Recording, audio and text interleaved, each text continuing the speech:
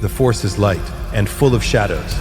Before we dive in, check the link in the description if you want exclusive Timelines members-only videos you won't find on YouTube, all on our Patreon. The last thing Vader feels is his son's hands. Not the cold deck of the shuttle, not the Emperor's lightning still crackling through the ruin of his nervous system.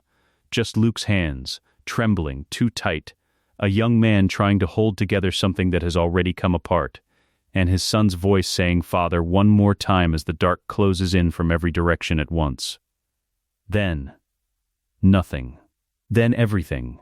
Recycled air hits him first, cold, faintly metallic, carrying the particular antiseptic undertone of a starfighter life support unit running at full capacity. He pulls it into lungs that expand without resistance. Both of them. All the way. He doesn't understand that for a moment. He simply breathes, stunned by the mechanical simplicity of it. By the absence of the bellows hiss that has measured every moment of his existence for 23 years. The respirator is gone. He reaches for it with the automatic panic of a drowning man reaching for a rope. And his hand, comes up small and brown and trembling, and entirely, impossibly whole. 5 fingers. Flesh, warmth, he stares at it. The cockpit shudders around him. Something explodes above and to the starboard side, close enough that the pressure wave rolls through the hull like a struck bell, and the instruments in front of him cascade into a riot of warnings. Shields at 40%. Cannon charge cycling, deflector array screaming in 3 colors at once. He catalogs all of it in a single glance. 45 years of combat instinct doesn't vanish, because the body carrying it has shrunk by 1.5 meters. He is 9 years old.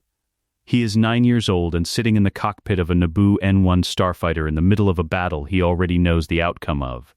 And the knowledge of what that means hits him not as a thought, but as a physical thing. A cold wave moving upward from his stomach into his chest and throat and behind his eyes. He is here. He is before. The ship bucks. He corrects without thinking, hands moving over controls that his muscles don't yet remember, but his mind knows with surgical intimacy. Pulling the nose up and left and threading the N1 through a corridor of plasma fire that a 9-year-old boy genuinely couldn't have navigated on purpose. The droid fighters don't register him as a threat. They're already losing coherence. He can see it in their formation, the slight lag in their targeting, the first tremors of a control signal beginning to fragment. He knows exactly what that means. The cockpit chime sounds. Then the voice comes, flat and cheerful and obscenely ordinary. Federation control signal lost. All combat droids deactivated. The battle ends. Just like that.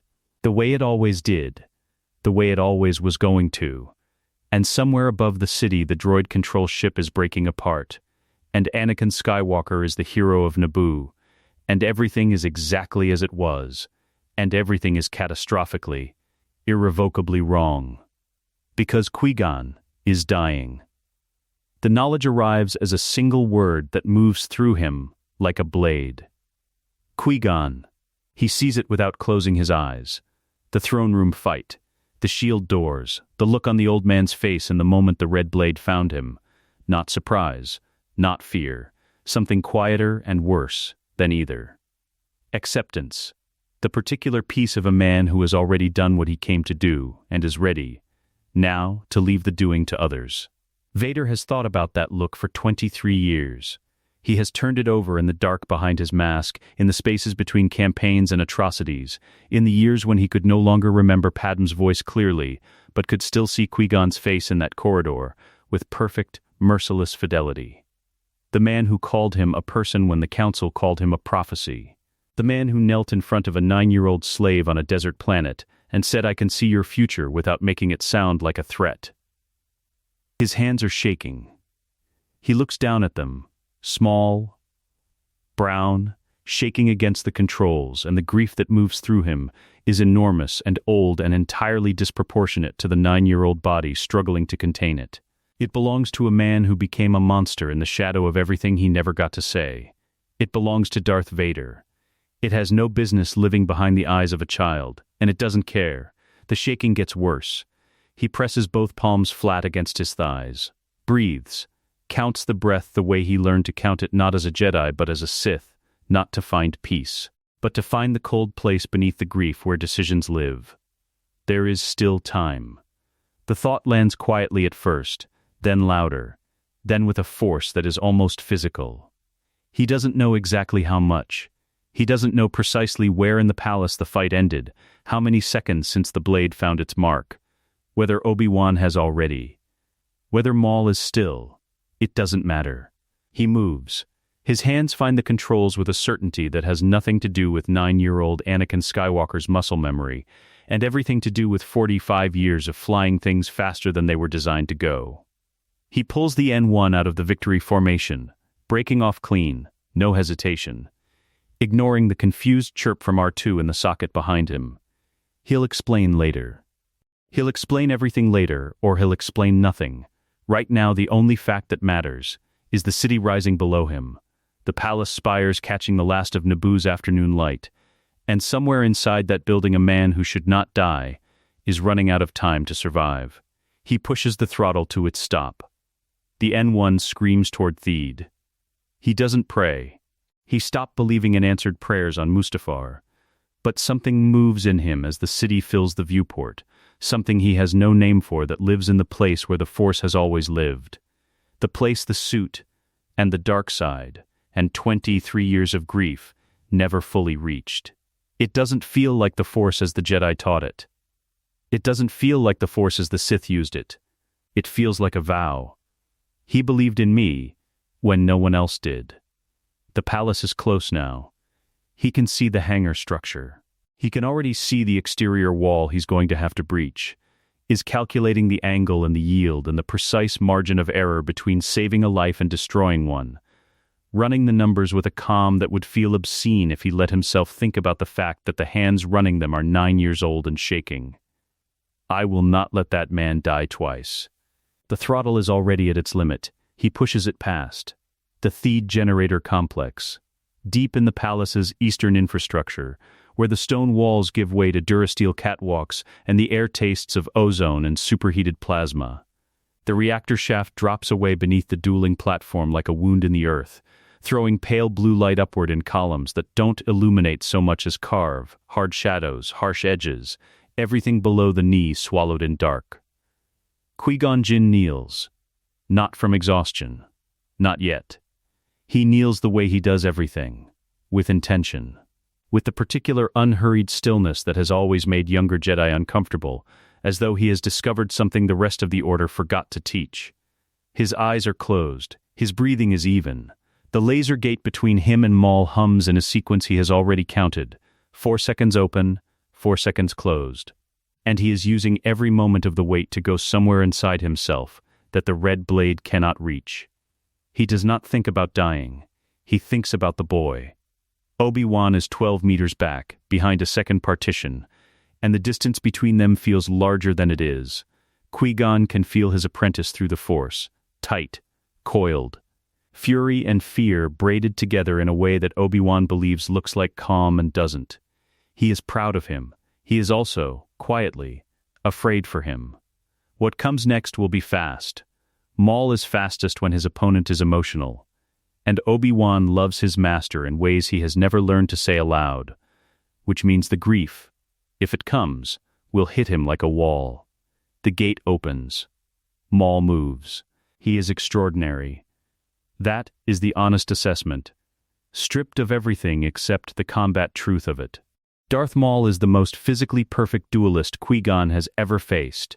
Faster than reflex should allow, staff spinning in forms that shouldn't be possible to maintain at that speed. Every feint designed not just to threaten, but to teach the opponent a wrong lesson about where the next strike is coming from. He has fought Qui-Gon twice today already and learned from both exchanges. He is learning still, mid-motion, adjusting. Qui-Gon gives ground.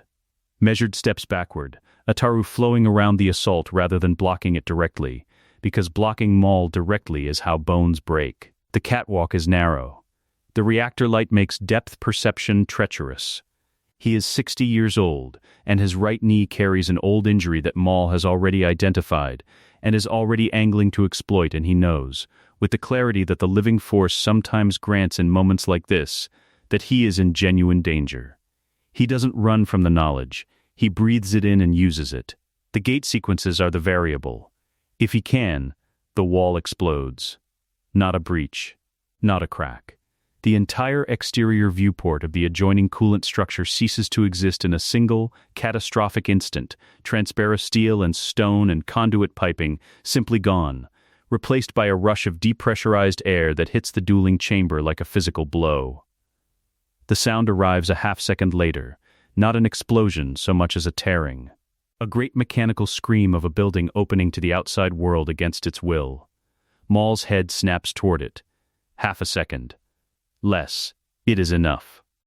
The N-1 starfighter comes through the gap at an angle that has no business working, engine howl filling the corridor with a sound that has no place inside stone walls. Raw. Enormous. The roar of a machine built for open sky suddenly compressed into a space that makes every surface a reflector.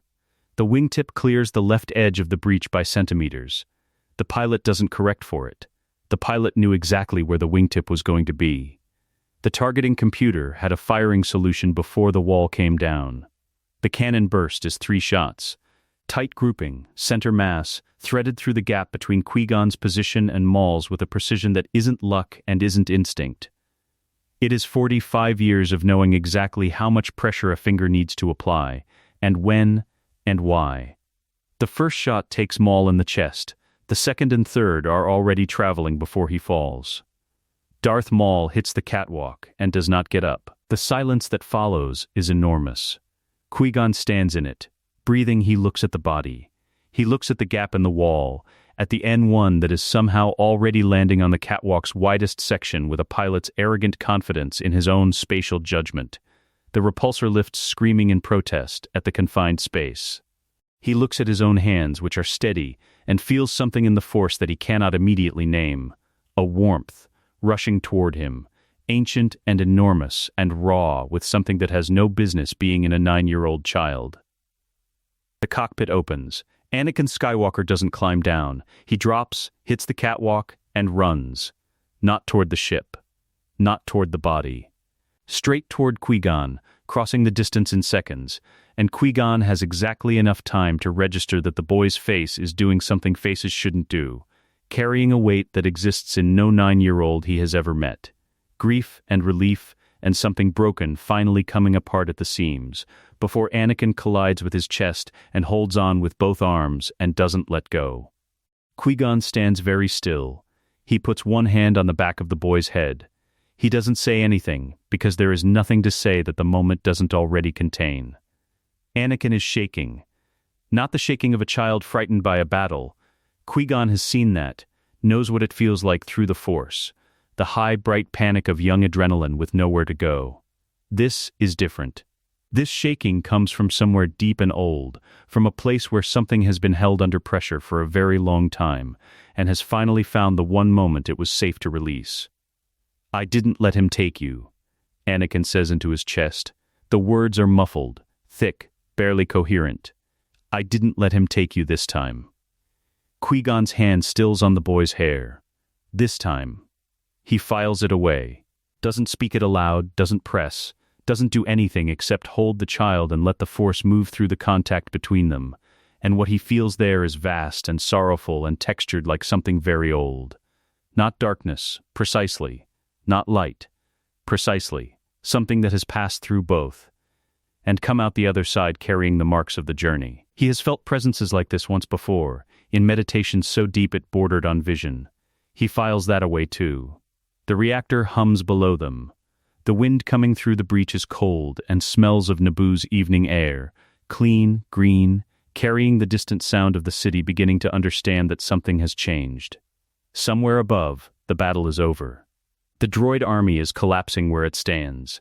The occupation is ending, and none of the people celebrating that fact know that the pivot on which everything turned was a 9-year-old boy flying a military-grade starfighter through a palace wall with the calm of a veteran who has done harder things. Anakin's shaking slows, doesn't stop, but slows. Qui-Gon becomes aware of a presence behind him. Footsteps on the catwalk, moving fast and then stopping, the specific hesitation of someone arriving to a scene they don't have the context to read. He looks over his shoulder. Obi-Wan stands at the edge of the chamber, breathing hard from the run, lightsaber still lit in his hand. His eyes move across the tableau in sequence: Maul's body, the breach in the wall, the N1 with its cockpit standing open, Qui-Gon alive and upright, and land, finally, on the small figure still holding onto his master's robes with both fists. His face does something complicated. Qui-Gon holds his apprentice's gaze for a moment. Steady, later, the look says. All of it. Later, Obi-Wan extinguishes his blade. He doesn't speak. He stands at the edge of the room and watches his master hold a child in a corridor that smells of cannon fire and cold night air, and he doesn't have the language yet for what he is looking at. That's all right, the language can wait. Naboo's first evening star appears through the breach in the wall, pale and early, in a sky just beginning to turn from gold to dark. The Theed Royal Palace. 3 days after the battle. The grand courtyard dressed in celebration colors, banners of Naboo blue and silver catching the afternoon breeze, musicians stationed at every corner, the smell of festival food threading through the warm air from vendor stalls the Queen's staff have arranged along the colonnade. The crowd is enormous. The mood is the specific euphoria of people who came very close to losing everything and didn't, and are not yet far enough from the near miss to take the relief for granted. Anakin stands at Qui-Gon's side in his cleanest clothes and smiles at everyone who looks at him. Palpatine finds him in the second hour. He comes through the crowd the way he always does, unhurried, robes immaculate, the warm grandfatherly attention already arranged on his face before he's close enough for it to land. He is the newly elected Supreme Chancellor of the Galactic Republic, and the people who part for him do so with the instinctive deference given to men who have learned to make power look like kindness. Anakin watches him come and keeps his face exactly where it is. "My boy," Palpatine says, and takes both of Anakin's hands in his. His grip is dry and precise. The hero of Naboo. "Do you have any idea what you've done?" "I just didn't want anyone to get hurt," Anakin said. Palpatine's smile deepens. He reads the modesty as exactly the kind of charming, trainable humility he expected to find. He has no reason to read it any other way. He squeezes the boy's hands once more and leans in, voice dropping to the register he uses when he wants something to feel like a secret between them. "You are extraordinary, Anakin, whatever the Jedi Council decides, and they can be a cautious, narrow-minded lot. Between you and me, you must never forget that." His eyes are warm. His eyes are always warm. In public. With the boy. "I hope we will be great friends." "I'd like that," Anakin said. He holds the old man's gaze and lets the gratitude sit on his face, and thinks, "I know every word of this speech. I know the next 3 sentences. I know where this road goes, and I know every stone of it, because I walked it to its end, and the end was a mask and a respirator and 23 years of not being able to touch anything without killing it." He thinks, "You will not find the same boy twice." "I hope so too, Chancellor," he said. Palpatine pats his hands and moves on through the crowd, pausing to receive the admiration of senators and generals and military officers who want to be near the man the moment has made inevitable. Anakin watches him go with the pleasant, slightly starstruck expression of a child who has just been noticed by someone important. Then Qui-Gon's hand settles on his shoulder, and the expression becomes something real. That night the palace is quiet. The celebration has burned itself out room by room, until only the staff remain, moving through the corridors with the efficient silence of people restoring a building to its working order. Anakin sits on the narrow bed in the guest quarters they've been given. A proper room, stone walls hung with woven panels in green and gold, a window that looks out over the city lights, and feels, for the first time in longer than he knows how to measure, the specific exhaustion of a person who has been performing for an audience all day and is finally alone. Qui-Gon comes in without knocking. They are past knocking. He carries 2 cups of something hot and sets one on the table beside the bed without comment, then settles into the chair across from it with the unhurried ease of a man who has nowhere else to be. Anakin wraps both hands around the cup. "He's going to keep trying," Anakin said. "He doesn't explain who. He doesn't need to." Qui-Gon considered the statement the way he considers most things, without rushing to fill the space around it. "The Chancellor," he said. "Not a question. He's going to want to be close to me. He's going to make me feel like he's the only one who really understands." Anakin looked at the steam rising from the cup. He's good at it. He's very, very good at it. The silence between them has the particular quality of a man choosing not to ask the obvious question, because he understands that the answer will arrive on its own terms. Or not at all. Qui-Gon takes a slow sip from his cup. "Waits. I'll tell you everything he says to me," Anakin said. "Every time. I won't keep anything from you." Qui-Gon studied him across the small room. The city light through the window caught the boy's face at an angle that did something strange, made him look older, for just a moment, in a way that had nothing to do with bone structure. "That's a considerable promise," he said. "I know what happens when I don't," Anakin said quietly. He hadn't meant to say that much.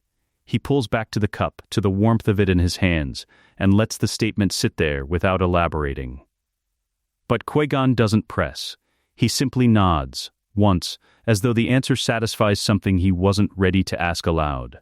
Then he reaches across, takes the extra blanket folded at the foot of the bed, and settles it over Anakin's shoulders with a matter-of-fact gentleness that has no agenda behind it. No lesson. No transaction. Just warmth, offered, because it's cold and the boy looks tired.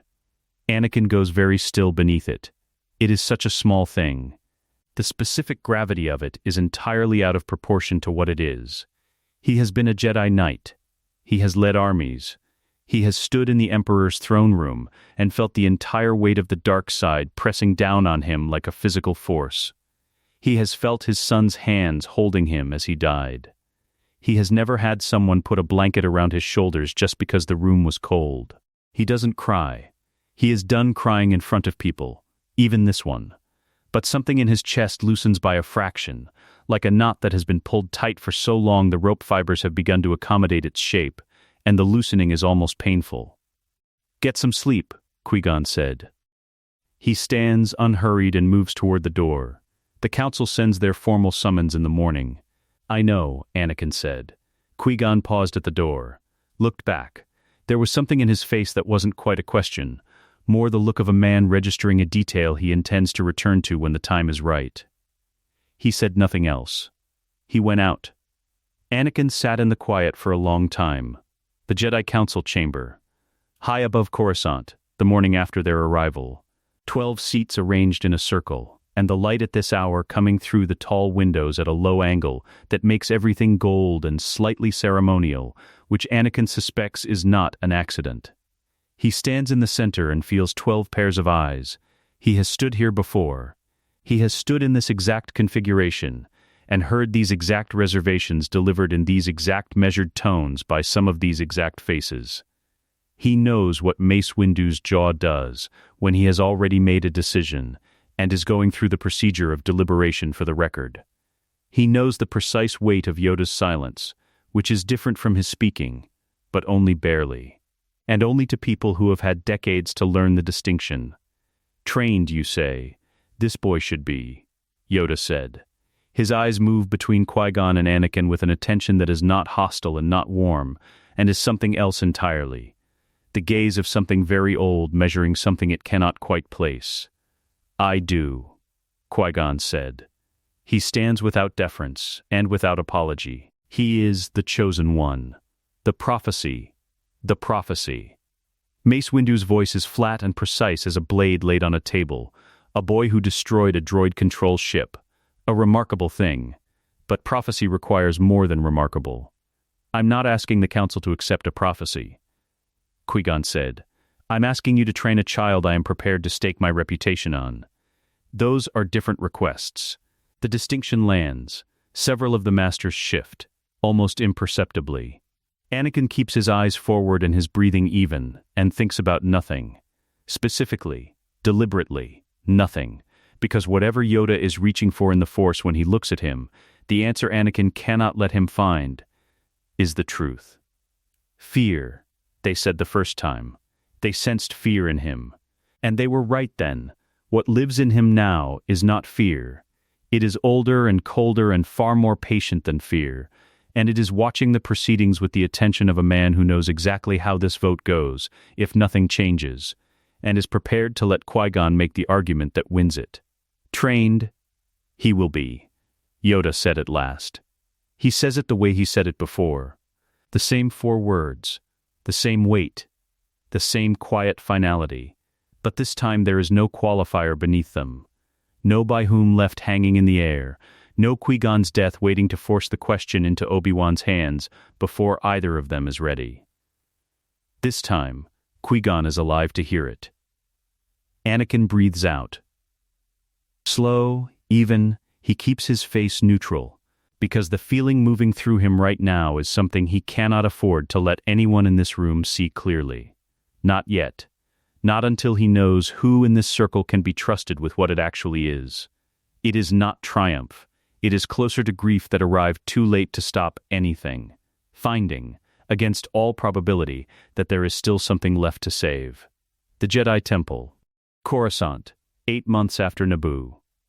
The training cells on the mid-level of the temple's eastern wing are spare by design, stone floors, high ceilings, indirect light filtered through panels that diffuse the perpetual Coruscant haze into something approximating natural.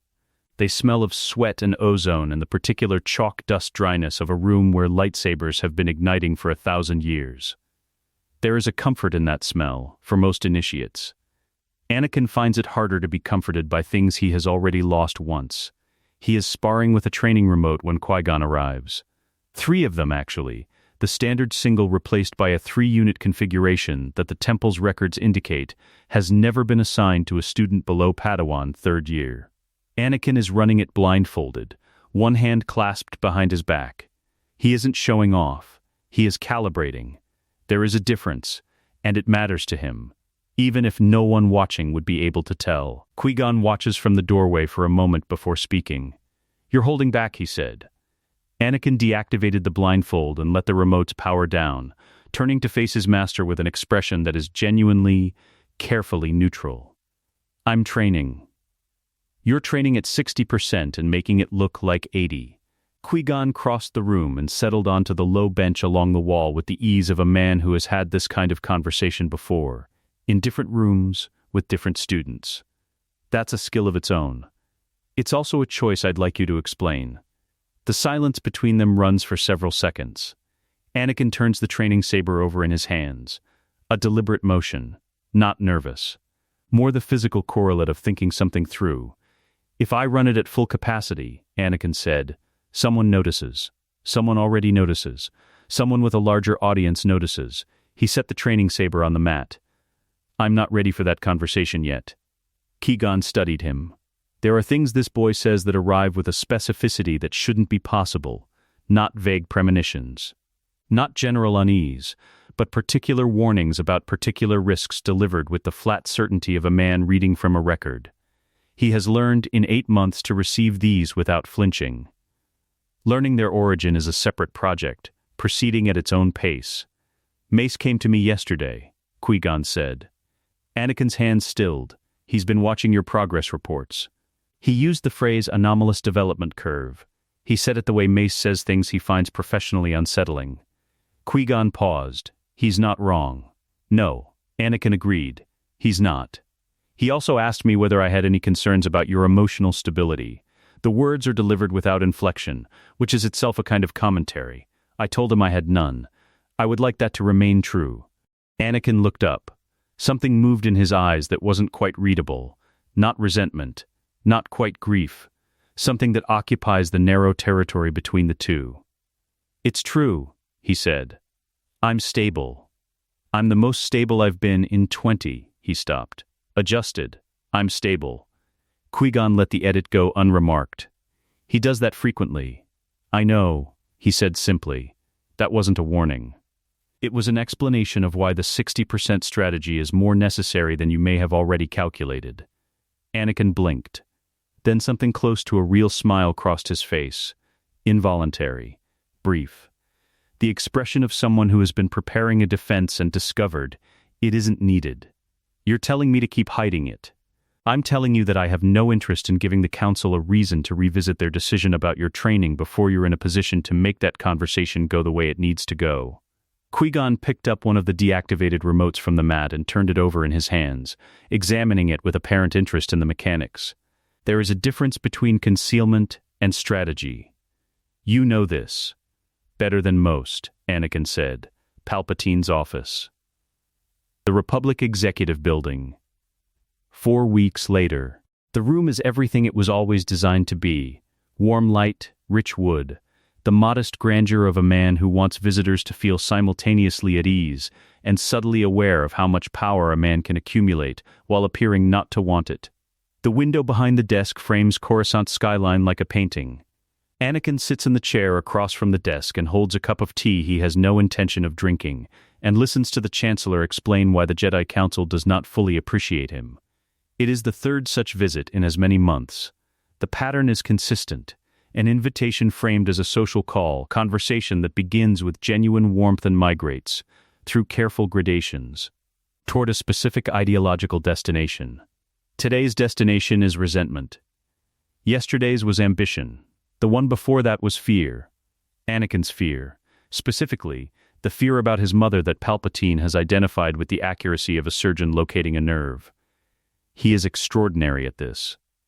That assessment, again, stripped of everything except the operational truth of it. Whatever else Palpatine is, he is the finest manipulator Anakin has ever encountered, and Anakin spent 23 years as his apprentice learning the craft. The Council sees power and calls it danger, Palpatine said. He has a gift for framing these statements as observations rather than arguments, things he is merely noting, for Anakin's consideration, without agenda. But I look at you, and I see potential. Extraordinary potential. The question I find myself asking is whether the Jedi Order has the wisdom to cultivate it properly. Master Qui-Gon believes in me, Anakin said. Warm, earnest, precisely calibrated. A flicker moved across Palpatine's face, subtle, controlled, gone in less than a second. Of course he does. Qui-Gon Jinn is a good man. The pause that follows is expertly timed. A good man with very traditional views about what a Jedi should be, and what a Jedi should want. I sometimes wonder whether those views leave room for everything you are. There it is. The wedge, inserted with the delicacy of a blade finding a seam in armor. Not an attack on Qui-Gon, never direct, never crude. Just a seed of doubt, placed in the soft soil between trust and certainty, where it can grow in the dark without being recognized as a planted thing. I'll have to think about that, Anakin said, with the thoughtful gravity of a boy genuinely considering a new idea. He thinks about nothing of the sort. He is cataloging, the specific framing, the exact phrase used, the targeted doubt. The way it was angled not at Qui-Gon's character but at his capacity, which is more sophisticated and considerably more insidious than a character attack, because it leaves the boy's affection intact while hollowing out his confidence in its foundation. He files it, all of it, word by word. That evening, in the small sitting room of the temple quarters they share, Anakin tells Qui-Gon everything. He does it the same way he does every time, methodically, precise, reconstructing the conversation from memory with a fidelity that still produces a particular stillness in his master's face the first few times before Qui-Gon learned to receive it without reacting. He reports not just what was said, but how. The timing of the pauses, the softness of the delivery. The specific emotional register each statement was pitched to. Qui-Gon listens without interrupting. When Anakin finishes, he is quiet for a long moment. He's very good, he said finally. Yes, Anakin agreed. And the thing about my traditional views is the most dangerous thing he's said so far. Anakin leaned forward, elbows on his knees. It doesn't attack what I feel for you. It just asks whether what I feel for you is enough. Whether you're enough. Whether any of it is. He stopped. Something moved across his face that was not performance. It's designed for people who love their teachers, but have already started to feel the distance. It's designed for people who are a little lonely and don't know how to say it. Qui-Gon held his gaze steadily. Were you lonely? The past tense is deliberate. Anakin hears it. I was, Anakin said. The first time. The distinction hangs in the air between them, the first time, carrying more weight than Anakin had perhaps intended to give it. He doesn't walk it back. He is tired, tonight, and tired men give away more truth than they plan to. Qui-Gon doesn't reach for the implication.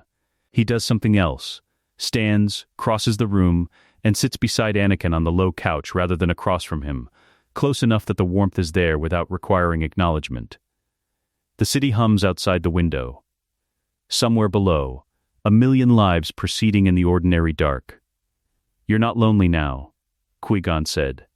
Not a question. Anakin looks at his hands. Both of them. Still there, still whole. "No," he said. "I'm not." The Jedi Temple Archives. Coruscant, 14 months after Naboo. The archives occupy the temple's entire third level, a vast, cathedral quiet hall of amber light and towering data columns, the accumulated knowledge of 10,000 years of Jedi scholarship arranged in rows that seem to extend past the point where the eye can follow them. At this hour, well past the midpoint of Coruscant's artificial night cycle, the hall is nearly empty. A single archivist moves somewhere in the far stacks. The rest is silence, and the faint hum of a billion stored records breathing in the dark. Anakin sits at a terminal in the furthest corner and reads about the Sith. Not carelessly, not the way a curious student browses. He reads the way a soldier reads intelligence reports, with the specific attention of someone cross-referencing what the document says against what he already knows to be true, flagging the gaps, noting the errors, building a picture not from the text alone, but from the texture of what the text is careful not to say. The Rule of Two. Darth Bane. The 1,000-Year Concealment. He moves through it methodically, pausing on the sections that he knows from the inside, the Sith philosophy of power, the mechanics of apprenticeship, the particular way the master-apprentice relationship is designed to produce not loyalty but useful resentment. He has lived the inside of that design. Reading it from the outside is an experience with no adequate comparison. He stops on a line about force concealment. The technique requires, according to the record, a mastery of emotional regulation so complete that the practitioner can suppress their force signature below the threshold of casual detection indefinitely. It is listed as a Sith specialization. The record notes that very few Jedi have studied it, because very few Jedi have needed to hide. Anakin reads that last clause twice. He closes the terminal and sits in the amber quiet for a moment, thinking about Palpatine. About the decades, not years, decades, that he sat in the Senate, walked the corridors of power, shook hands with Jedi Masters, and attended their funerals and sent flowers to their memorial services, all while carrying a force presence of such magnitude that it should have been detectable from the next room. The patience of it. The absolute inhuman patience of it. He understood, intellectually, that the man was extraordinary. He had spent 23 years knowing it. But there is a difference between knowing your enemy is extraordinary and sitting alone in a library at midnight working backward through the architecture of a deception that has been running since before he was born, and feeling the scale of it settle into his chest like a stone dropped into still water. He is 11 years old. He is 45 years old. He is both simultaneously, every hour of every day, and the weight of the second has not lessened by a single gram since he woke up in the cockpit over Naboo. He stands, stretches a body that is still, despite everything, a child's body, joints that pop in the wrong places, muscles that fatigue on a schedule he keeps forgetting to account for. He moves toward the exit. At the end of the row, he stops. Dooku is standing at the main entrance. Count Dooku, 70 years old. Former Jedi Master, former holder of a council seat, currently a private citizen of Sereno who has not formally renounced the order but has not attended a council session in 4 years. He is tall, silver-haired, precise in his bearing in the way of men who were trained in a tradition that made deportment a spiritual practice and never fully stopped. His eyes, in the archive light, are the color of deep water. He is looking directly at Anakin. Anakin keeps walking, unhurried, unbothered, a student heading home late. "You've been here 3 hours, Dooku said. The archivist logged your session. I asked what terminal you were using." Anakin stopped, looked up at him with the particular expression he has developed for encounters he anticipated, not blank, not guarded, something more sophisticated than either. Interested, slightly puzzled, the face of a child wondering why an adult is addressing him. Master Dooku, he said. Padawan Skywalker. The title is precise, neither warm nor cold. What does a first-year Padawan find in the Sith records at this hour? Research, Anakin said. Into history, he holds the older man's gaze.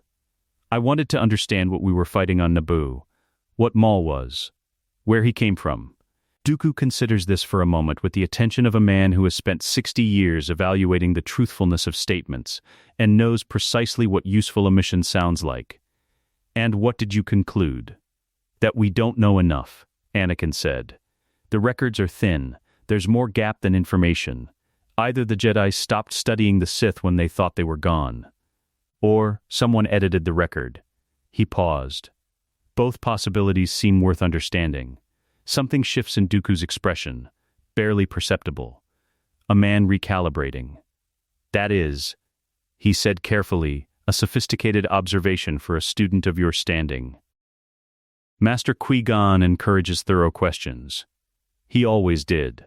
The words carry something, not quite warmth, not quite sorrow.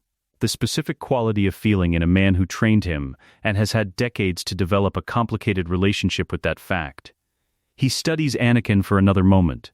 Then, you should sleep. Padawan, the records will be here tomorrow. Yes, sir, Anakin said. He walked past Dooku and out into the corridor, and didn't look back, and didn't allow his force presence to shift by a single degree until he had turned 2 corners and put a solid stone wall between them. Then he stopped, and leaned against it, and thought very carefully about what just happened. He tells Qui-Gon in the morning. All of it. Dooku at the entrance, the precision of his questions, the thing that moved in his face when Qui-Gon's name came up. Qui-Gon listens with the quality of attention he reserves for things that matter.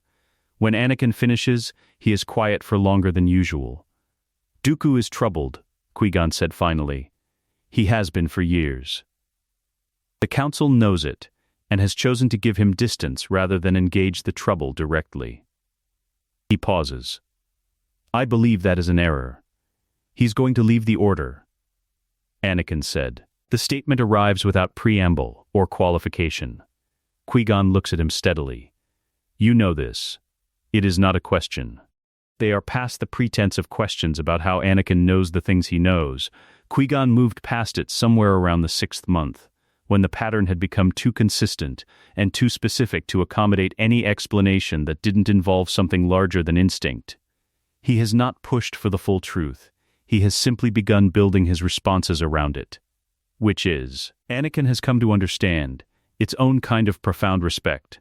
He's going to leave, Anakin said. And Palpatine is going to be waiting for him. He's going to give Dooku everything the Council never offered. Validation, purpose, a meaningful role in a cause that feels bigger than Jedi procedure. He looks at the middle distance. Dooku is a good man who is going to be convinced that good ends justify the methods Palpatine needs him to use. And by the time he understands what he actually signed on to, he'll be in too deep to see a way back. Qui-Gon is very still. Unless someone offers him the thing Palpatine is going to offer him. First, Anakin meets his master's eyes. Before the alternative is on the table. Before he's decided the Order has nothing left to say to him. What is it he needs? To be told, Anakin said quietly, that someone sees what he sees, that the Republic's corruption is real and visible and worth fighting. That the answer isn't to burn the institution down, but that a man of his ability working from inside it could actually change it. He pauses. He needs Qui-Gon Jinn to look him in the eye and tell him he's not wrong about the disease, only about the cure. Qui-Gon studies his Padawan for a long moment. The morning light comes through the window at an angle that does the same thing it sometimes does, makes the boy look older, briefly, in a way that has nothing to do with years and everything to do with whatever it is he carries behind his eyes. You care about him, Qui-Gon said. Anakin considers denying it. Doesn't. He deserved better than what happened to him, he said. Most people in this story did. The last phrase sits in the air between them, Qui-Gon doesn't ask what story. He files it with all the others, a growing archive of the things Anakin says that are true in more directions than the words themselves can hold. "I'll speak to him," Qui-Gon said. Outside the window, Coruscant turns toward its artificial noon, indifferent and enormous and full of things already in motion that don't yet know they've been redirected. The Jedi Temple. A private meditation room on the upper residential level. Late afternoon, the light coming through the narrow window at a low angle that turns the stone walls amber and makes the room feel older than it is. Which is, given that it is part of a structure 10,000 years old, a considerable achievement. Dooku arrived exactly on time. That precision, Qui-Gon reflects, has always been one of his former master's defining qualities, a man who considers punctuality a form of respect, and whose respect is not given cheaply. He accepts the chair across from Qui-Gon's with the contained ease of someone who has learned to carry himself like an argument he is prepared, at any moment, to make. They look at each other across the low table. "You look well," Dooku said. "Better than a man who nearly died on Naboo has any right to." "I had help," Qui-Gon said. "The boy." Something moves in Dooku's voice. Not quite warmth. Not quite its opposite. "I've been watching his progress reports. The Council finds him anomalous. I find them unimaginative." He pauses. "He's extraordinary, Qui-Gon." "Yes," Qui-Gon agreed. "He is. And you trust him." Completely.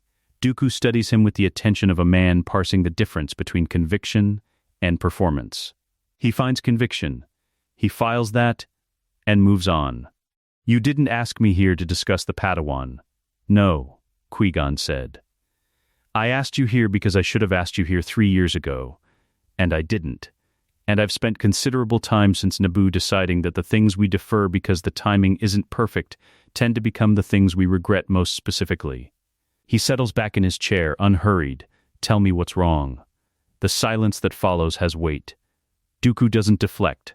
He is not, whatever else, a man who deflects. But he takes his time. Outside the window, a transport moves across the Coruscant sky, tiny with distance, its running lights catching the afternoon haze. "The Republic is dying," Dooku said. "Not quickly. Not dramatically. The way things die when the rot is structural. From the inside. Slowly. In the places no one looks directly at. The Senate is a machine for the manufacture of inaction. The corruption isn't incidental. It's load-bearing. Remove it, and half the agreements that hold the member systems together collapse with it." He pauses. The Council sees this, and responds with patience. With trust in the process, with the same procedural faith they've had for 1,000 years. "And you believe that faith is no longer warranted," Qui-Gon said. "I believe," Dooku said precisely, "that the Jedi Order is so committed to operating within a system that it has failed to notice the system no longer operates. We guard a republic that is already, functionally, a fiction." His voice doesn't rise. It never rises. The steadiness of it is what makes it frightening. "So yes, I believe the faith is no longer warranted." Qui-Gon is quiet for a moment. "Then, you're right." Dooku blinks. Once, the expression of a man who prepared for several responses and did not prepare for that one. "The corruption is real," Qui-Gon continued. "The Senate's dysfunction is real. The Council's tendency to treat process as a virtue independent of outcomes, that is also real, and I have argued against it in chambers where arguing against it is not professionally comfortable, and I will continue to do so." He holds his former master's gaze. "You are not wrong about the disease, Dooku. I want to say that plainly, without qualification, because I don't think anyone has said it to you plainly in a very long time." Something shifts in Dooku's face. A controlled thing, barely visible, gone almost before it registers. But Qui-Gon sees it, the specific flicker of a man who has been carrying a position he believed was correct, in total isolation, and has just heard it confirmed by someone whose judgment he respects, and doesn't quite know what to do with that. "Then we agree," Dooku said carefully. "On the diagnosis." Qui-Gon leans forward slightly. "Not the treatment. They talk for 2 hours. It is not always comfortable." Dooku argues with the precision of a man trained in Jedi scholarship and sharpened by decades of watching institutions fail. His points land clean and sequential, each one building on the last. The cumulative weight of them considerable. He does not raise his voice, and he does not resort to rhetoric, and that makes him, in some ways, harder to answer than a man who does both. Qui-Gon answers him anyway, not by dismissing the critique, by sitting inside it with him and refusing to let it lead where Dooku has, without fully acknowledging it, already decided it leads. Every time Dooku's argument arrives at its implicit destination, that the Order is beyond internal repair, that the Republic requires more than reform, that a man of principle operating outside the system might accomplish what a man of principle operating inside it cannot, Qui-Gon finds the load-bearing assumption and examines it without hostility until Dooku is forced to defend it on its own terms. It is, Anakin would recognize, a very specific technique. It is the technique of a man who understands that the most dangerous moment in a long manipulation is not the ask. It is the step before the ask. The point where the target has accepted a framing that makes the ask feel inevitable. Qui-Gon is not letting Dooku accept the framing. He is pulling it apart thread by thread and handing the threads back for examination. Dooku knows he is being handled. He is too sophisticated not to know. But he also cannot find the point at which the argument is wrong, which is a different thing from being handled and more unnerving. "You're saying the institution is worth preserving," Dooku said near the end of the second hour. "I'm saying a man of your ability working to change it from within would accomplish more than a man of your ability burning it down and building something in the rubble." Qui-Gon pauses. "And I'm saying that the people who will suffer most in the gap between the burning and the building are not the senators whose corruption you correctly despise. They are the people those senators were elected to represent." The silence that follows is different from the ones before it. Longer, something working in it. "You think I haven't considered that," Dooku said. "I think you've considered everything," Qui-Gon said. "I think consideration is not the thing you've lacked. I think what you've lacked is someone willing to sit across from you and say, plainly, without managing you, that the anger is legitimate. The assessment is largely correct, and the conclusion you're moving toward is still the wrong one." He holds the older man's gaze. "So I'm saying it. Come back to the Council. Not because the Council deserves it. Because the alternative is worse, and you're one of the few people with the standing to make the internal argument land." Dooku looks at him for a long time. Outside, Coruscant's artificial day is giving way to its artificial evening, the city's lighting systems beginning their gradual shift. 10 trillion lights adjusting by degrees so slowly that no single moment looks like change, only the accumulation of them. "You're asking me to be patient," Dooku said.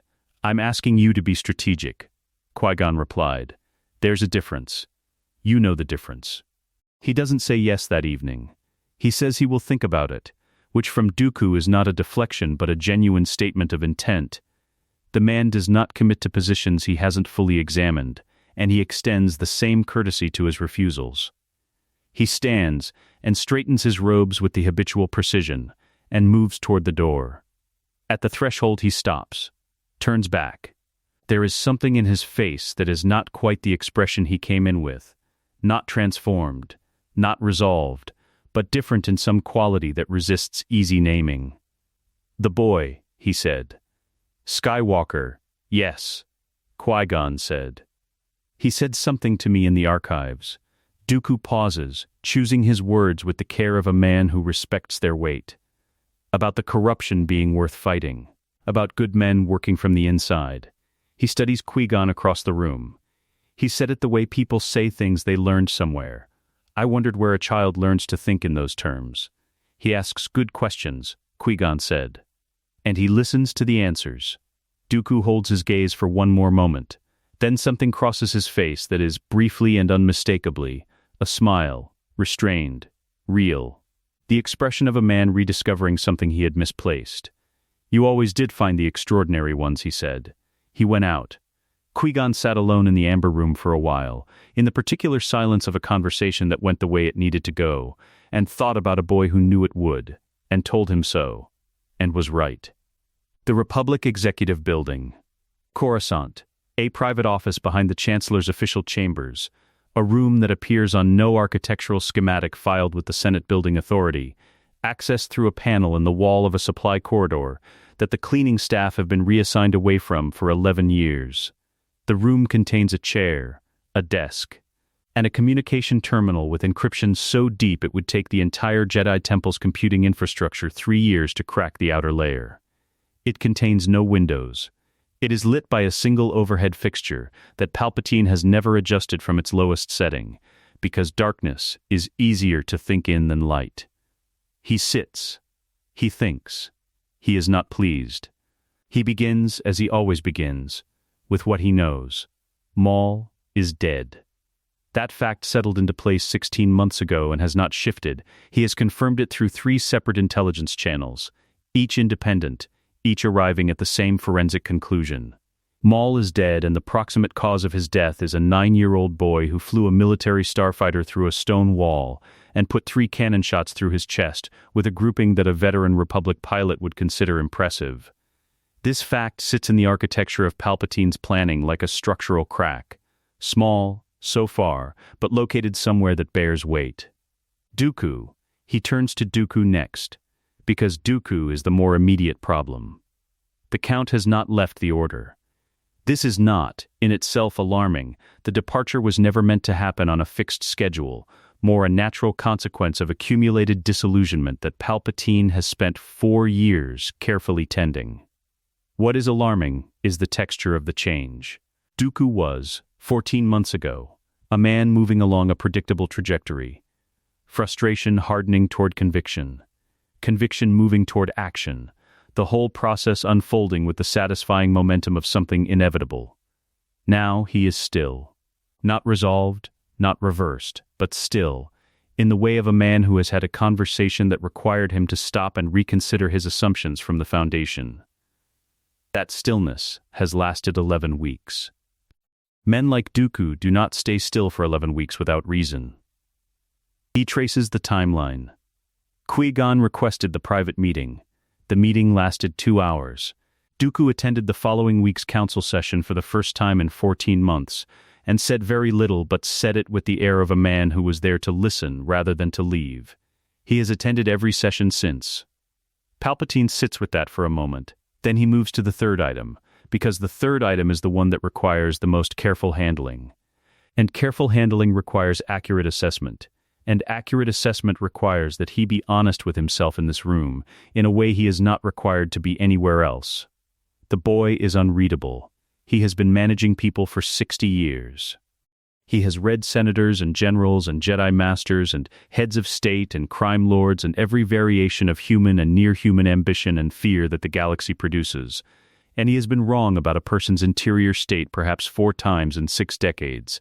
And on 3 of those occasions the error was recoverable. Anakin Skywalker he cannot read. Not for lack of data. He has more data on this child than he has on most sitting senators. The visits have been consistent. The conversation has been open. The boy has displayed every surface marker of a relationship developing along exactly the lines Palpatine intended. Gratitude shading toward admiration shading toward the particular kind of private loyalty that flourishes in the gap between a student's needs and what his official teachers provide. It has looked, from the outside, like progress. But there is no yield. That is the thing he keeps returning to. Palpatine plants seeds and tends them, and the conditions look correct, and nothing grows. The seed about Qui-Gon's limitations. Nothing. The seed about the Council's inability to truly see Anakin's potential. Nothing. The careful, gradual work of making the boy feel that his anger and his fear are things to be cultivated rather than released. Nothing. Or at least nothing he can detect. Which given his experience amounts to the same problem. He tries to locate the thing that should be there and finds instead a surface. Warm, responsive, engaged, and underneath it, nothing that he can reach. He has met people he couldn't read before. They are usually either very simple or very complex. This child is not simple. Jinn, the name arrives the way names arrive when they are the answer to a question you have been avoiding. He turns it over. Qui-Gon Jinn is alive because the boy put a starfighter through a wall.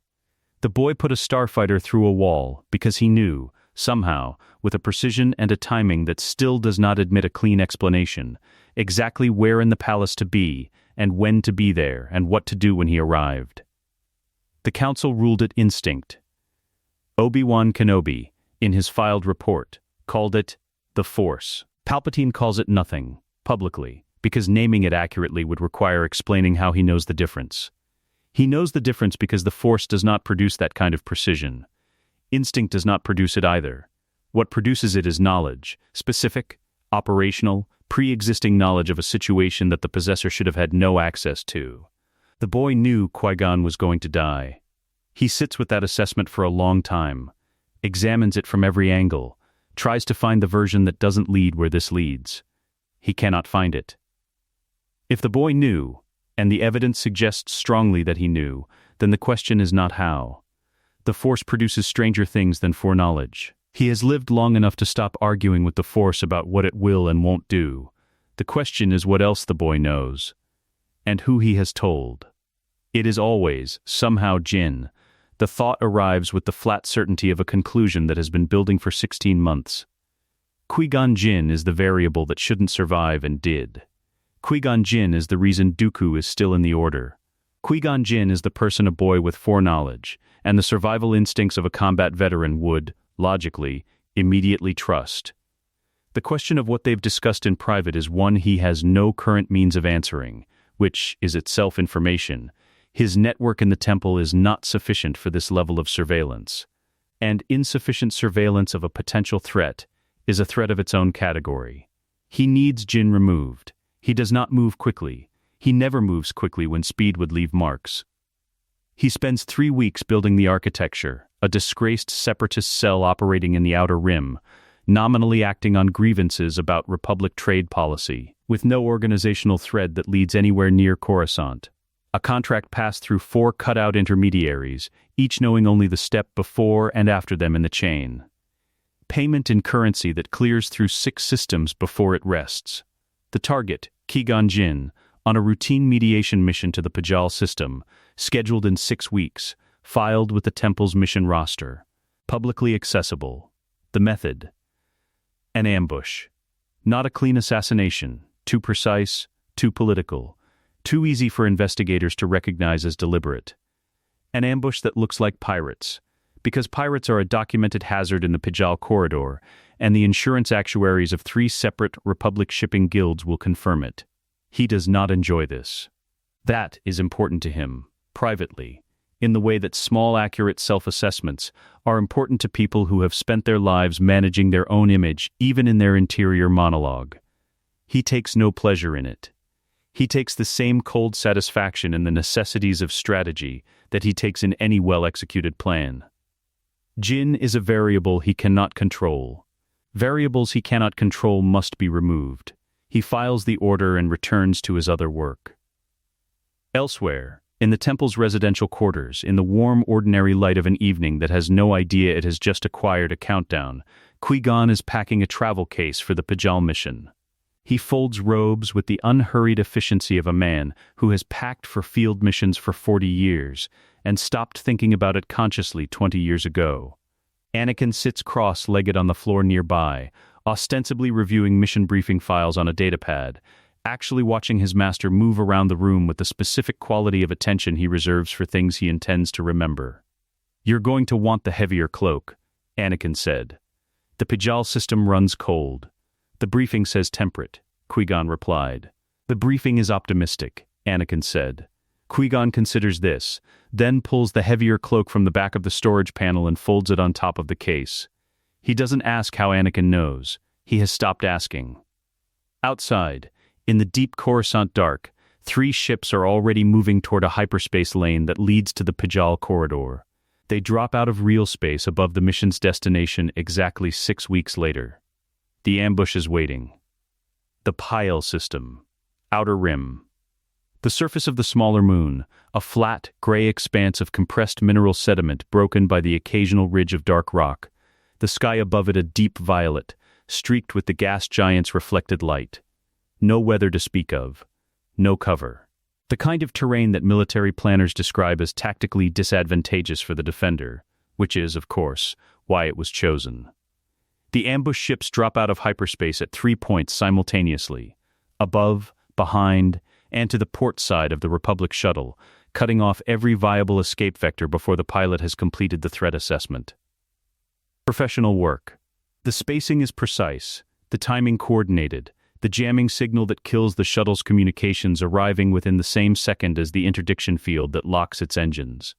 Someone paid for quality. They hit the ground in under 2 minutes. The shuttle's emergency landing burns a black scar into the gray sediment and comes to rest at a 40-degree list.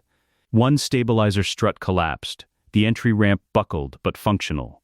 Qui-Gon is through it before the dust settles, lightsaber lit, and the first wave of attackers meets him at 30 meters. They are not pirates.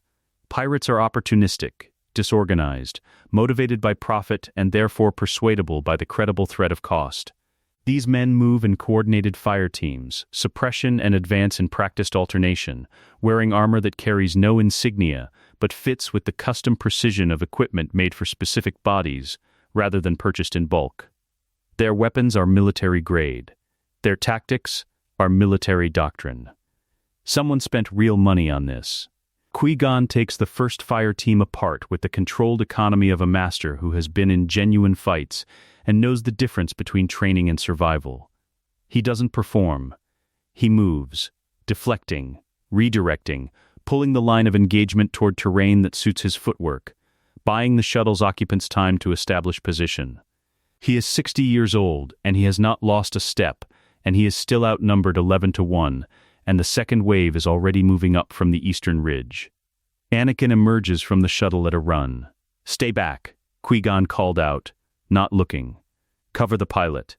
"The pilot's fine," Anakin said, and ignited his saber. For 4 minutes, he is exactly what he is supposed to be, a gifted Padawan. 13 years old, fighting at his master's flank with the controlled aggression of a student who has been trained well and knows it. He is fast. He is precise. He takes the angles Qui-Gon leaves him and works them cleanly, and the fire team that tries to flank their position from the north ridge finds the approach covered before they complete the movement. He is, for 4 minutes, a boy in a fight. Then the third wave crests the western ridge, and he sees what they brought with them. A fourth fire team. Heavy repeating blasters mounted on portable tripods, already deploying, the crew working with the brisk efficiency of people who have done this before. One of them is already aiming at a specific target. Not at Anakin. Not at the shuttle. The targeting laser, thin as a wire, traces across the gray sediment and comes to rest on Qui-Gon's back while his attention is forward. Anakin does the math in under a second. The angle is wrong for a force deflection. The distance is wrong for a physical interception. The time available is a number that, expressed in fractions, becomes a practical zero. Something in him goes very quiet. It happens the way it always happened, not a decision so much as the absence of one. The moment where the calculating mind steps aside for something older and colder, and considerably less interested in the concept of restraint. Except that this time it is not grief driving it, and it is not fear, and it is not the dark side pulling at an open wound. It is something that has no clean name, the protective fury of a man who has already lost everything once, and has spent 4 years making sure it doesn't happen again, and is watching it almost happen anyway. He crosses 40 meters of open ground in the time it takes the targeting crew to register that something is moving toward them faster than it should be.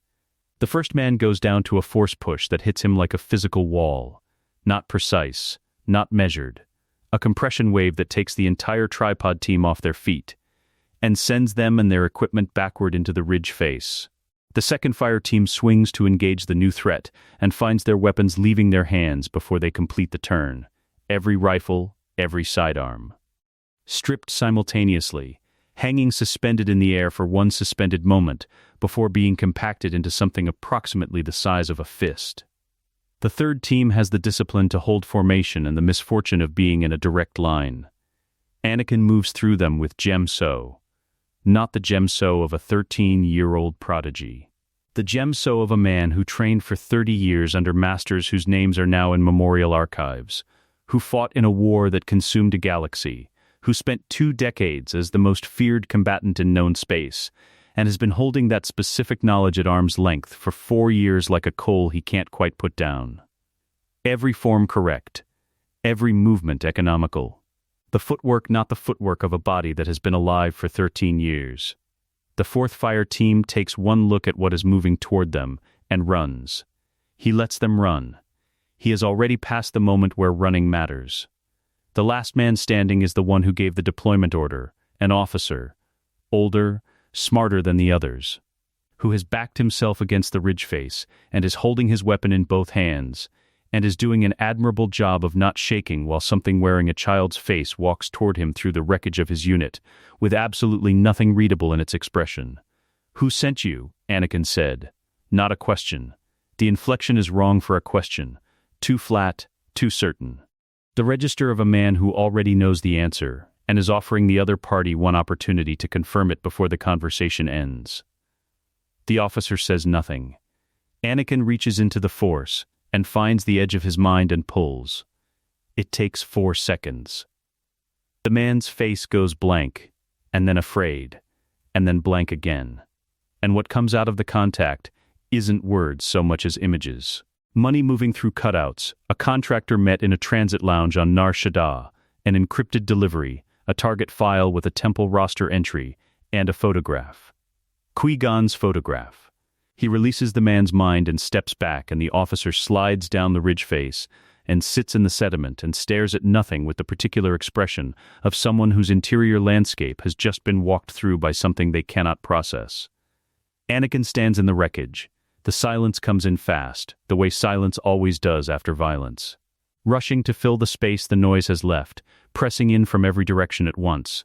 The gray sediment is marked now, black and torn, scattered with armor and broken equipment and the evidence of what happened here. He breathes. Once, twice, he becomes gradually aware that his hands are not shaking. That is the thing that registers first. Because they were shaking on the catwalk over Naboo's reactor shaft, and they were shaking in the cockpit when the battle ended, and they have been shaking at the edges of things for 4 years, a 9-year-old body's honest response to the weight it's been asked to carry. They are not shaking now. They are perfectly, terribly still. He turns around. Qui-Gon is standing 15 meters away. He is unhurt. His saber is extinguished. He is standing very still in the way he stands when he is not managing his response but simply having it, letting whatever is moving through him move without directing it anywhere, which is the most honest version of Qui-Gon Jinn, and also somehow the most difficult to face. He has been there long enough to see all of it. Anakin looks at him across the gray expanse between them, looks at the ground, looks at his hands, the ones that are not shaking. The posture he has held for 4 years, careful, calibrated. The precise architecture of a boy performing 13 while carrying 45 is simply gone. Not dismantled, not lowered. Gone, the way a held breath goes when the body finally stops being able to hold it. He looks, for the first time since Naboo, like what he is. The wind moves across the gray sediment. Somewhere above, the gas giant's light shifts as a cloud formation rotates across its face, and the violet sky darkens by a single, almost imperceptible degree. Anakin doesn't move. Neither does Qui-Gon. The silence between them holds everything that is about to be said, and neither of them breaks it yet, because some silences deserve to be stood in for a moment before the words come, and this is one of those. The moon's surface. The Pijal system. The silence holds. Anakin stands in the wreckage and waits for the thing he has been waiting for since Naboo, since before Naboo, since the moment he woke up in a child's body with a man's grief already installed and understood, immediately and with total clarity, that there would be a moment like this one. A moment where the architecture fails, where someone who matters sees what is actually inside the structure, and the only remaining question is what they do with what they've seen. He has run the scenarios. In the long Coruscant nights when the temple settled into quiet and sleep wasn't available, he has modeled this moment from every angle he could construct.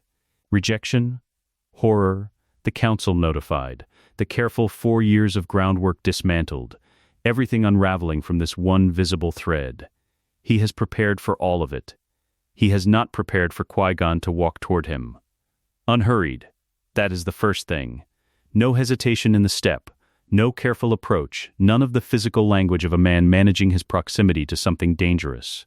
He walks the way he walked into Anakin's guest room on Naboo, with 2 cups of something hot, like a man going somewhere he has already decided to go, the decision made before the movement just the expression of it. He stops close. Not arm's length. Closer. Anakin's jaw tightens. Everything in him is braced, every old reflex from a life that taught him, in 1,000 specific instances, that the people who matter leave, that being truly seen is the beginning of being truly abandoned, that the correct response to exposure is to get small and apologize, and try to make the damage seem manageable.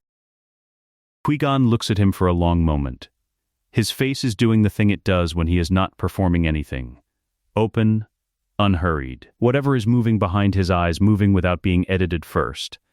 Then he puts both hands on Anakin's shoulders. Not gently, exactly, firmly, the grip of a man making a physical argument. I am here. I am not moving. This is a fact about the world. Something in Anakin's chest makes a sound it does not make out loud. Sit down, Qui-Gon said quietly. We have time. They sit against the base of the ridge, the dark rock still warm from the afternoon light that is now fading into violet dusk. The wreckage of the ambush lies scattered across the sediment in front of them, and neither of them looks at it. The shuttle's distress beacon is transmitting. Republic assistance is 4 hours out. 4 hours is enough. Anakin starts with the small things. Not because he is being strategic, he is past strategy now, standing on the other side of the wall it took 4 years to build, in the open air, but because small things are what the throat allows first. I'm not 13, he said. Qui-Gon says nothing. Waits, I'm not. This body is 13. These hands are 13. He looks at them, still not shaking. Whatever is behind them isn't. I know, Qui-Gon said. Anakin looks at him. How long? Since the catwalk. No hesitation. Since you said this time. I didn't know the shape of it. I knew something was there. He pauses. I've been waiting for you to find the moment. The knowledge that he was given time, that Qui-Gon felt the shape of the impossible thing and chose patience over interrogation. Chose to wait until Anakin arrived here on his own terms, does something to the inside of Anakin's chest that he doesn't have immediate language for. He looks away, looks at the violet sky. I was Darth Vader, he said. The name sits in the cold air of an alien moon and means nothing here, in this time, where it has never been spoken, where it belongs to no one. He feels the strangeness of that, saying the name of the thing he was in a timeline where that thing doesn't exist yet, where it is still only a possible future rather than a completed fact. I was Darth Vader for 23 years, he said. I was the Emperor's apprentice. I helped him burn the Republic. I was there when the Order fell. I was part of why it fell. I led the assault on this temple. I stood in rooms where Jedi Masters died. And he stops. His voice has gone somewhere flat and careful, the register of a man reciting rather than feeling. Because feeling it in real time is not something he has the structural integrity for right now. I did things. I'm not going to list them. The list is long. Qui-Gon is quiet. Padmé died. Anakin continued. She was my wife. We were married in secret because the code wouldn't. We kept it hidden and it hollowed me out, and Palpatine used the hollow space to put things in me that I should never have let him near. The flat register cracks, slightly on her name. He lets it crack. He doesn't try to smooth it. She died, and I thought I killed her, and that became the foundation of everything that came after. The grief, the guilt. The dark side runs on those things, and I had more than enough to fuel it for 2 decades. He tells it sequentially. The fall, the suit, the wars. The long service under an emperor who never stopped finding new ways to ensure that Vader's pain remained fresh. Because pain was the power source, and power was the point.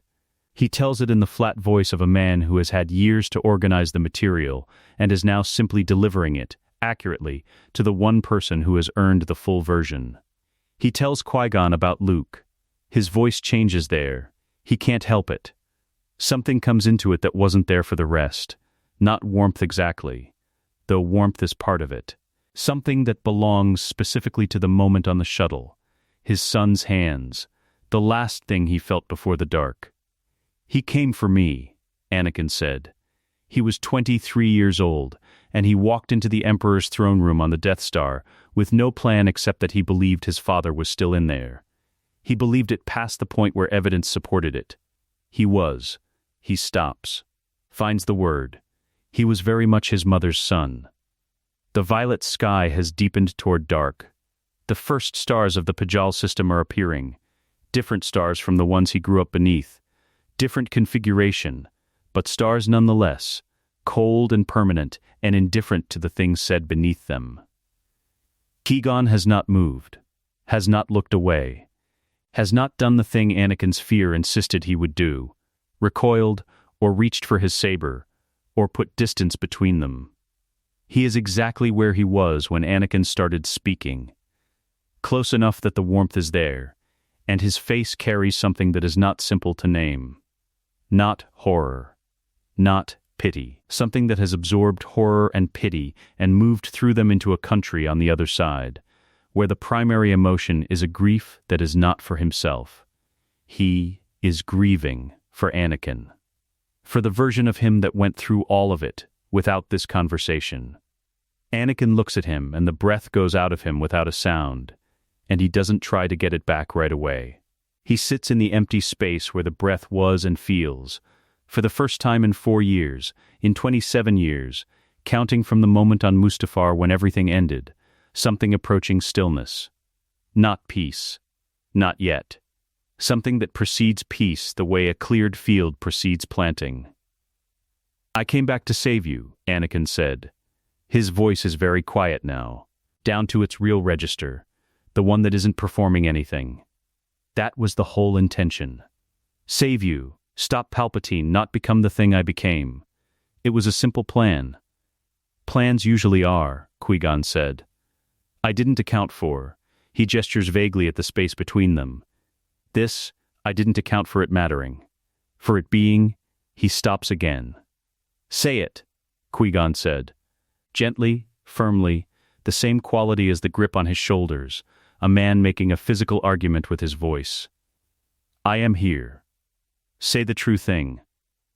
I didn't account for having a father, Anakin said. The words go out into the cold air and stay there. Qui-Gon is quiet for a long moment. The kind of quiet that isn't empty, that has something building in it. Something being chosen with care. Because some responses matter enough to get right. You are not that man, he said. The one you described. You are not him, and you have not been him, and the fact that you carry his memories does not make you responsible for his choices. He pauses. You came back. You saved me. You have spent 4 years protecting people who don't know they needed protecting, from a threat they cannot see. At a cost I am only now understanding the full weight of. He holds Anakin's gaze. That is not what monsters do. Anakin's face does something it hasn't done since the catwalk on Naboo. He doesn't stop it. You are my son, Qui-Gon said. Plain, without melodrama. The statement of a fact that has been true for a while and is only now being said aloud. Whatever came before this moment, whatever you were in a future that is not going to happen, you are my son. That is not conditional. The first tears are quiet. The kind that arrive without warning and without theatrics, that belong not to grief, but to the specific release of something that has been held under pressure for a very long time. He doesn't try to stop them. Qui-Gon puts an arm around his shoulders and doesn't say anything else, because there is nothing else to say, and the silence between them now is entirely different from the silence they started in, the same external fact, no sound, no words, and a completely different interior, the way the same key can open very different rooms. They sit against the ridge while the Pajal system stars come fully out above them. The Republic shuttle's beacon pulses in the dark, patient and steady. 4 hours. They don't need 4 hours. They don't need to talk at all. They sit in the cold and the quiet, master and Padawan, father and son, and the wreckage in front of them means nothing, and the stars above them mean nothing, and the 4 hours of dark mean nothing, except that there is time. There is enough time. There is, for the first time in as long as either of them has had cause to count it. Enough time. The moon turns slowly beneath them. The gas giant's light shifts and changes on the horizon, painting the sky in colors that don't have names in BASIC. Anakin breathes, in and out, both lungs, all the way. Coruscant, 3 weeks after Pijal. The city doesn't know what is coming. That is the thing Anakin keeps returning to in the quiet moments between the meetings and the preparations and the careful, methodical assembly of what Qui-Gon has taken to calling, with the dry precision of a man who has learned to find humor in large things. The case. 10 trillion lives proceeding in ordinary dark, eating and working and arguing about rent and transit schedules and the price of fuel, with no idea that the man who has been architect of their slow destruction for 60 years is about to be walked out of his office in restraints. The case has taken 3 weeks to build.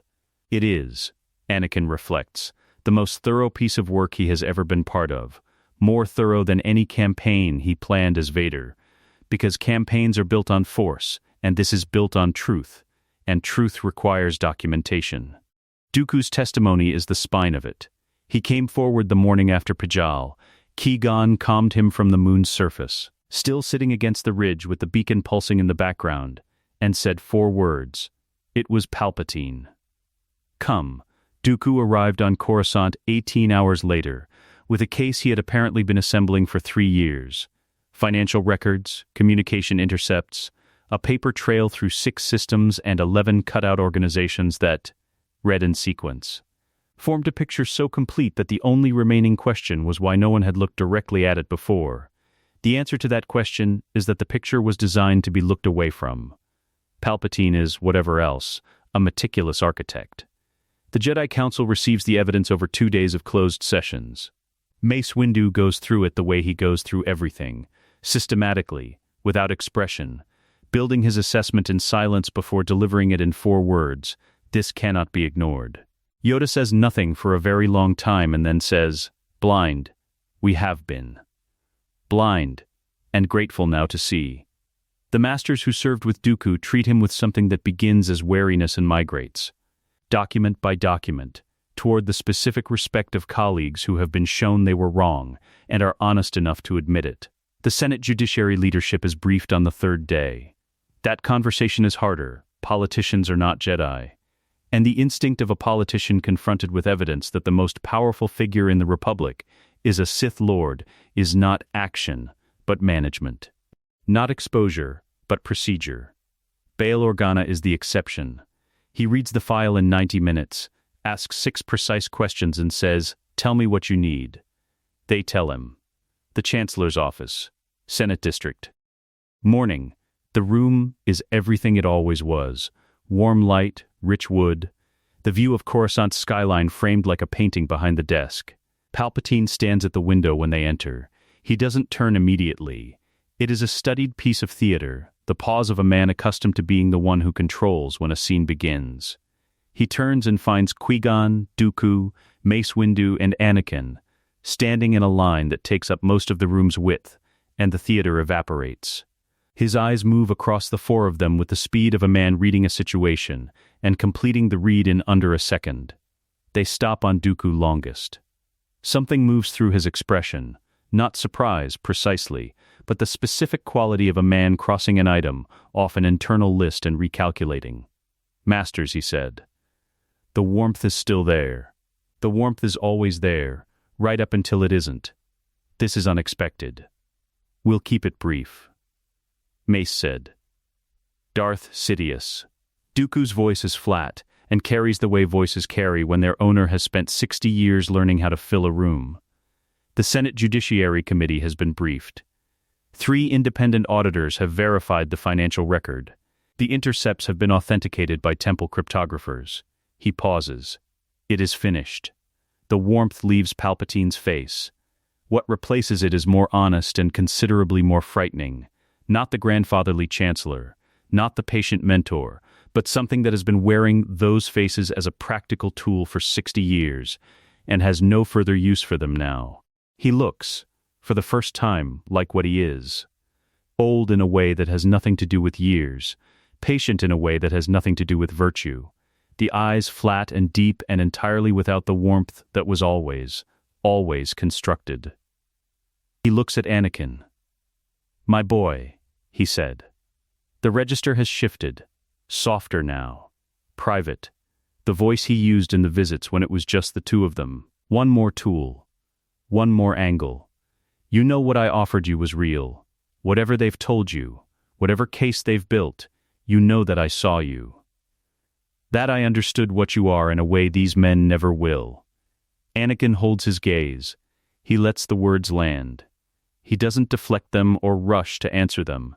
He stands in them for a moment the way you stand in weather, letting it be what it is. And then he says, "You saw what you could use," Anakin said quietly. "There's a difference. I know the difference now."